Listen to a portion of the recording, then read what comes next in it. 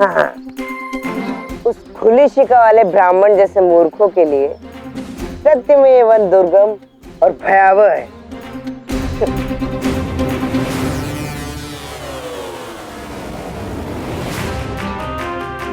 हे संकट के वन, यदि तुम स्वयं में किसी संकट को छिपाकर बैठे हो तो उसे सामने लाओ, अन्यथा महान विद्वान आचार्य चाणक्य को बुरा लग जाएगा।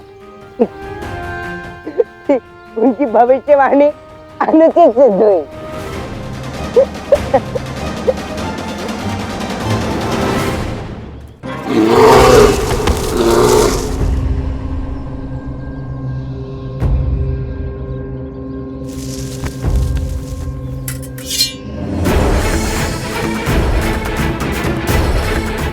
रामचंद्र, तुझे पिपलीवन और अपनी माँ की सत्य के विषय में जानना है, और उसके लिए तुझे जीवित रहना आवश्यक है। शांत है।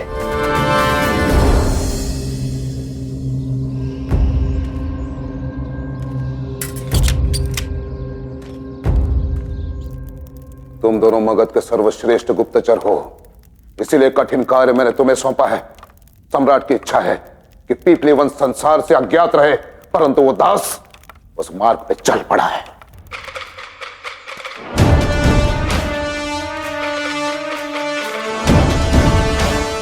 मैं आ रहा हूं पीपलीवन, अपने बीते कल के वो रहस्य जानने जो तुम अपनी वीरान गलियों में छिपाए बैठे हो।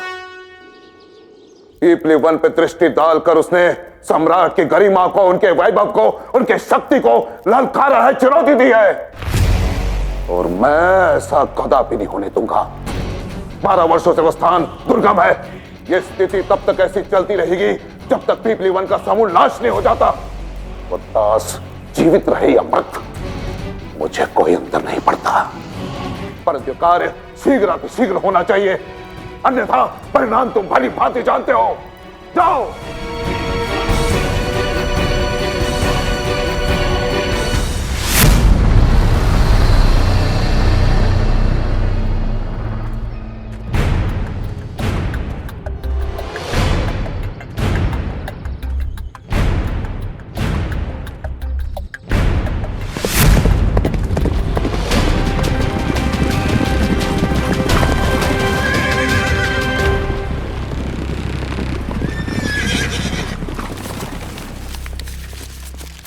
ध्वनि, वो भी इस मार्ग पर।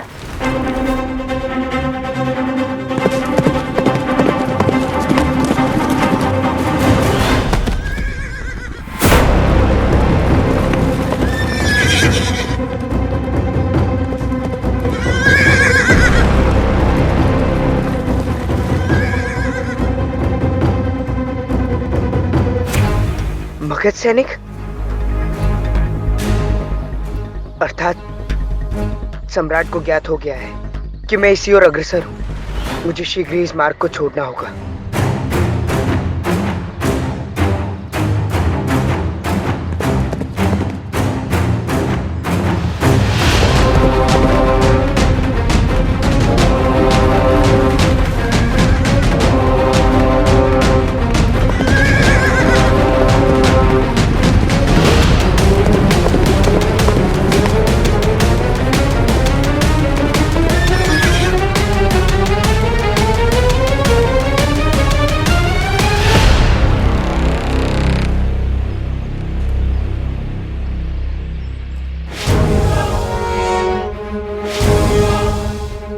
एक बात का विशेष ध्यान रखना, अपने लक्ष्य पर पहुंचने की शीघ्रता में छोटा मार्ग मत चुनना। वो मार्ग सुरक्षित नहीं, उस मार्ग में नरभक्षी जीव भी हो सकते हैं। क्या ये वही वन मार्ग है?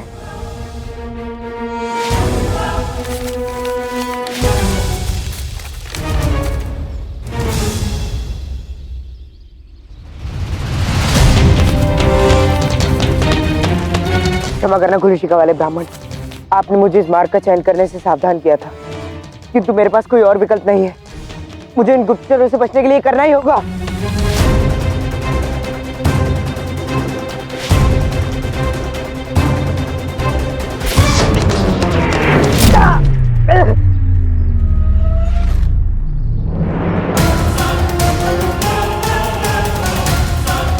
अब हमारी यहाँ कोई आवश्यकता नहीं है।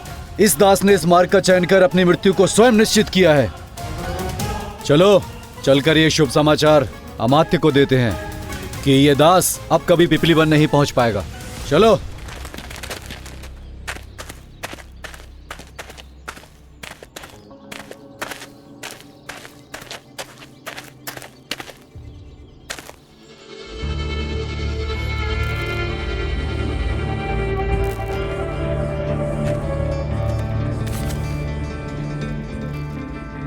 अब तुम मेरे किसी काम के नहीं हो मित्र।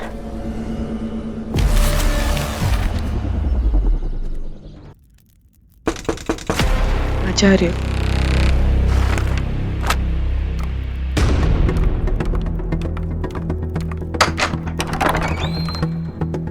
मैत्री, तुम यहाँ? क्या सूचना? महारानी मूरा को संभालना कठिन होता जा रहा है आचार्य। वो आपसे मिलने की हट लगाए बैठी है।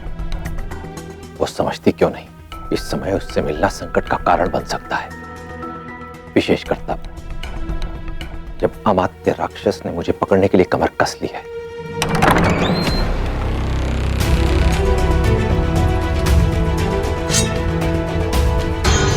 सावधान! कौन हो तुम?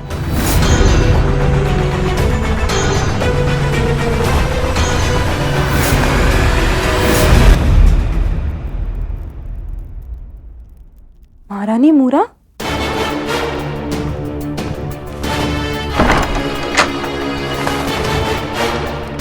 आपको यहां नहीं आना चाहिए था। आपका यहां आना संकट का कारण बन सकता है। जिसके पुत्र का जीवन संकट में हो, उस मां के लिए कोई संकट मोल नहीं रखता आचार्य। क्यों किया आपने ऐसा? ये जानते हुए भी कि पीपलीवान और उसके मार्ग में भयंकर संकट है, क्यों भेजा आपने चंद्र को वहां?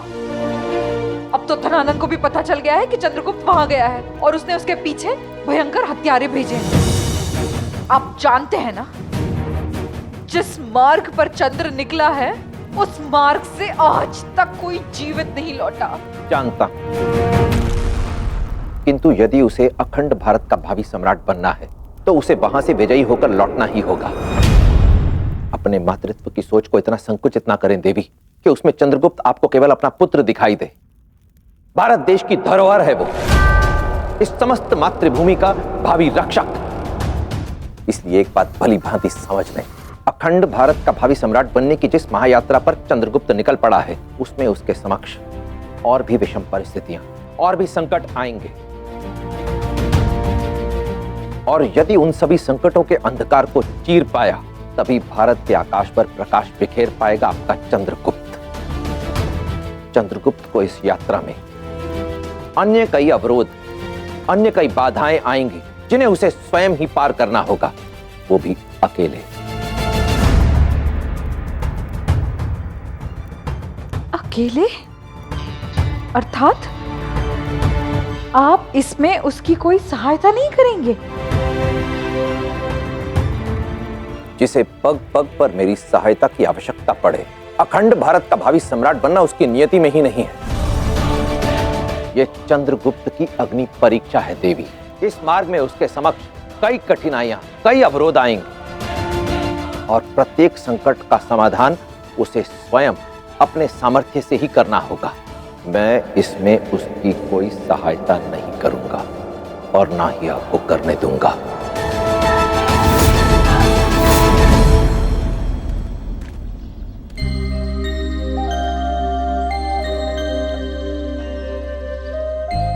थोड़ा जल ग्रहण कर लेता हूँ।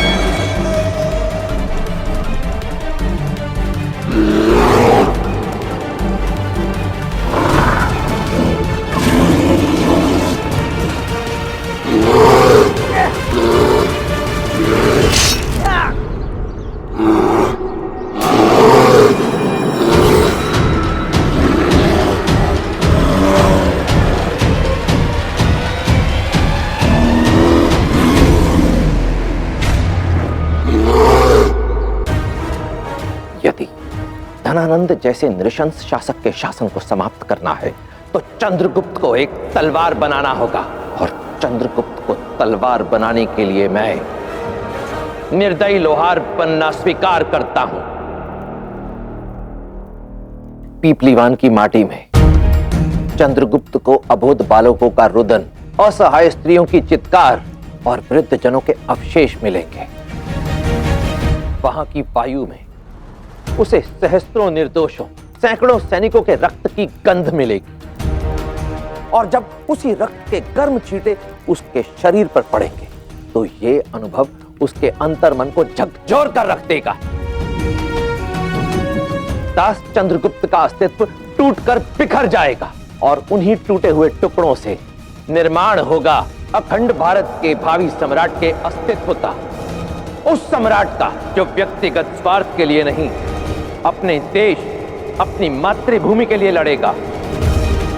मृत्यु होगी दास चंद्रगुप्त की, और जन्म लेगा चंद्रगुप्त मौर्य।